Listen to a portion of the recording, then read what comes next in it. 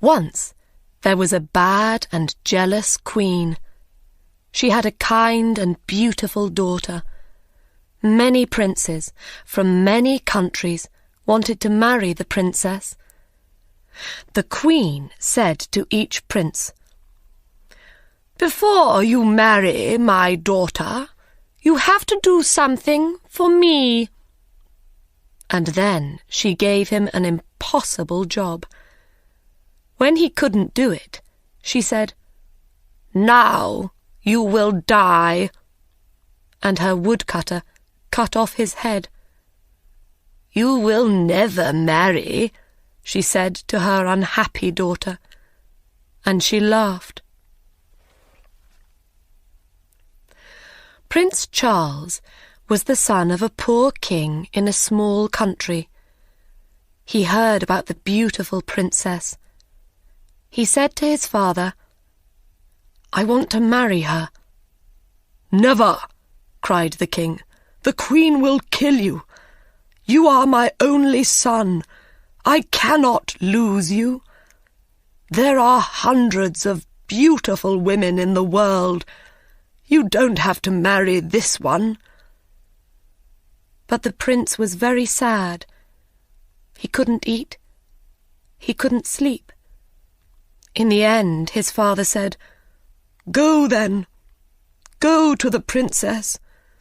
I hope you will do better than the other princes. I hope I will see you again." The prince was very excited, and he danced round his rooms. He ate a lot of food and got strong again. Then he began his journey. He had no servants because his father was poor. "I'll find servants on the way," he said.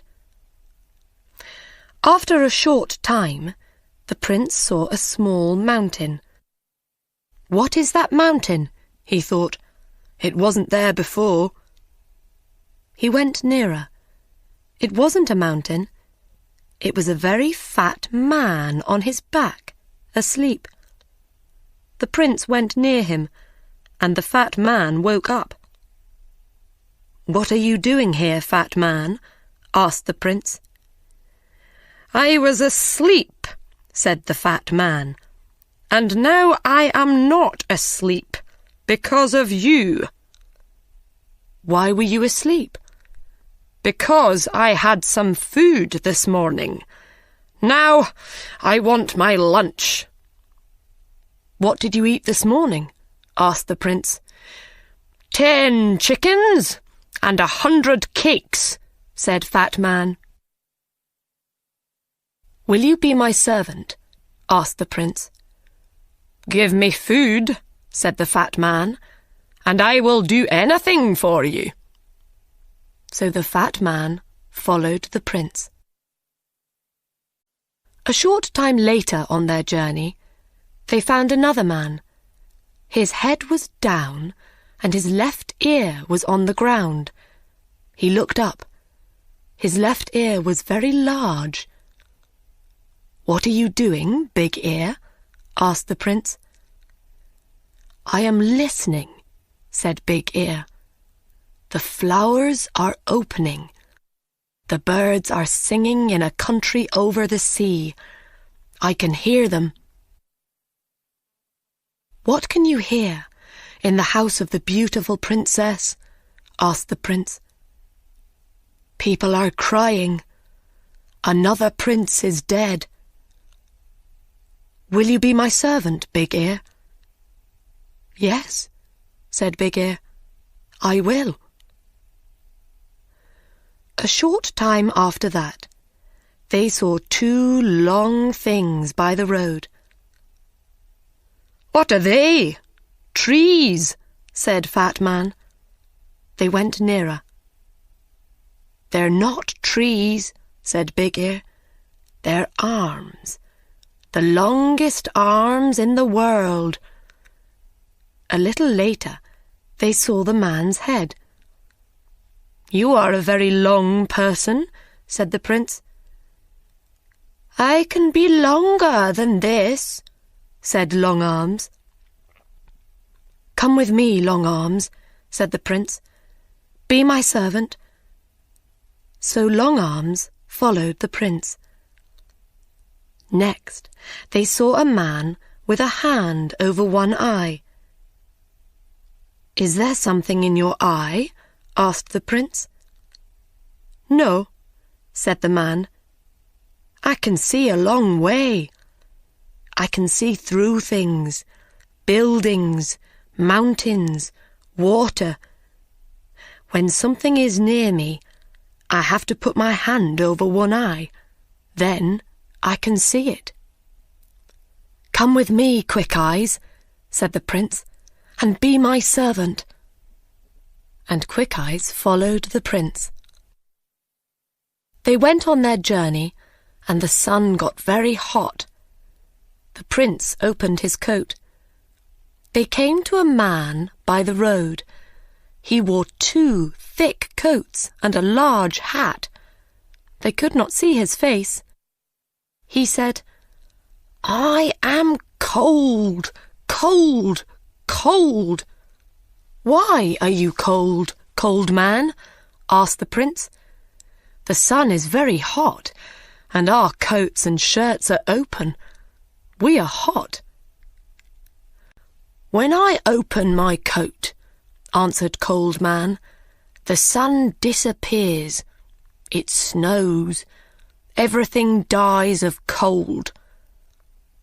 "Come with me," said the prince, "and be my servant. But please don't open your coat." Cold Man went with the prince. Prince Charles and his servants arrived at the city, and the prince went to the Queen. "I want to marry the princess," he said. "What do I have to do?" The Queen answered, "You will have to do 3 things. Do them well. Then you can marry the princess." "What is the first thing?" asked the prince. "I have a beautiful blue jewel. Yesterday it fell into the river. Bring me the jewel before the sun goes down." The prince went back to his servants. "How can we find the jewel?" he asked them. Quick Eyes took his hand from his eye. "I will look for it." He went to the river. "There it is, over there." "I can't see it," said Long Arms. Then Fat Man opened his mouth and drank the water in the river.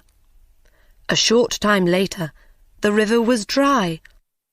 Long Arms got the jewel and gave it to the prince. The Queen was very angry when she saw the jewel.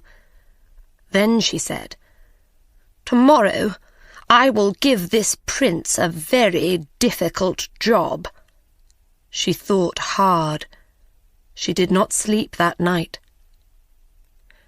The next morning, the prince woke up early. He went to the Queen again. "You are hungry after your long journey," she said, with a cold smile. "I have 30 chickens outside. Eat them before 12 o'clock. I do not want to find 1 chicken leg." "Can I invite a friend?" the prince asked. "I do not like eating without a friend." "You can ask 1 friend," said the Queen. The prince left.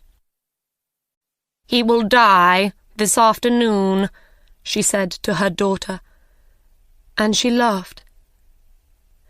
The prince went back to his friends.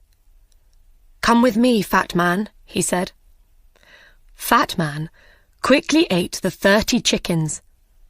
Then he ate the Queen's other animals, the bread in the kitchens, the fruit on the trees, and the vegetables in the ground. "Now what can I eat?" asked Fat Man. There was nothing there, so he went to sleep. At 12 o'clock, the Queen called for her lunch. She waited and waited, but no food came. She went to see the cook. "Where is my lunch?" she asked. "A fat man ate everything in the gardens and everything in the kitchens. There is no food." The Queen got angrier and angrier. Then she thought of a plan. "Ha ha!" she laughed. "Now I will catch him."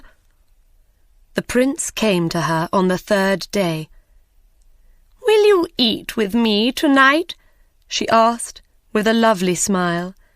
"And after that, would you like to sit with the princess for 2 hours?" "Yes," answered the prince. "I would love that." "You will not fall asleep when you are talking to the princess?" asked the Queen. "Fall asleep?" cried the prince. "Never." "When a person falls asleep with the princess," said the Queen, "the princess disappears by magic. Then that person dies." The prince put on his most beautiful clothes. He ate with the Queen. Their conversation was very cold. Servants brought wonderful food and wonderful drinks. When the prince turned away for a minute, the Queen quickly put something into his glass of wine. The prince did not see. He drank the wine. Then the Queen took him to the princess. They climbed up many stairs to a high room. The princess sat sadly by the window. The red light of the evening sun lit up her beautiful face. The river below, the flowers round the window, and her dress were the same colour. The prince sat near the princess. They were very happy for a short time. But the prince's eyes suddenly felt heavy. He started to fall asleep. He couldn't hear the princess's words. His eyes shut. He was asleep. Half an hour later, he opened his eyes again. The princess wasn't there. He looked everywhere in the room, but he couldn't find her. He ran to the window and looked out. He saw Big Ear below. He called to him, "The princess isn't here. We have to find her in the next hour." Long Arms brought the prince down to the ground. "Where is the princess? Can you hear her, Big Ear?" Big Ear put his ear to the ground. "Yes," he said, "I can hear her. She is calling. She says that she is across the river. She is inside a tree. Her mother's men put her there." Quick Eyes looked. "Yes," he said, "I can see her." "But how can we get her?" cried the prince. "I have an idea," said Cold Man, and he opened his coat. Snow fell. Everything went white. Cold Man jumped into the river, and the water was ice. They ran across the ice and brought the princess back. Long Arms put the prince and princess back through the window into the high room. They sat down, and the door opened. The Queen came in. She could not speak when she saw the princess. She gave them a cold smile. "We are having a very interesting conversation," said the prince. "We are talking about trees and rivers." "Come with me," said the Queen. "It is night. Your bedroom is ready. Your servants can sleep there too." The prince said good night to the princess, and he and his servants followed the Queen. She took them to a big room. The Queen shut the door. She ran to the cook and said, "Make a great fire under their room." After a short time, the room got very hot. The prince went to the door, but he couldn't open it. "I can hear a great fire below us," said Big Ear. "This is wonderful," said Cold Man. "I feel really warm for the first time in my life." "Open your coat, Cold Man," said the prince. When Cold Man opened his coat, the room got colder again. "That's better," they said. The Queen listened at the door. She heard them. She ran to the cook and said, "Make the fire hotter." Cold Man smiled. "I am warm again," he said. "They are cooking us," said the other servants. "Take off your coat," said the prince. The prince took Cold Man's coat away. "I am too cold," said Cold Man. "Please give me back my coat." Snow fell in the room. The prince could not speak because he was too cold. Fat Man cried. There was ice in his hair. The Queen came to the door. She listened. Nothing.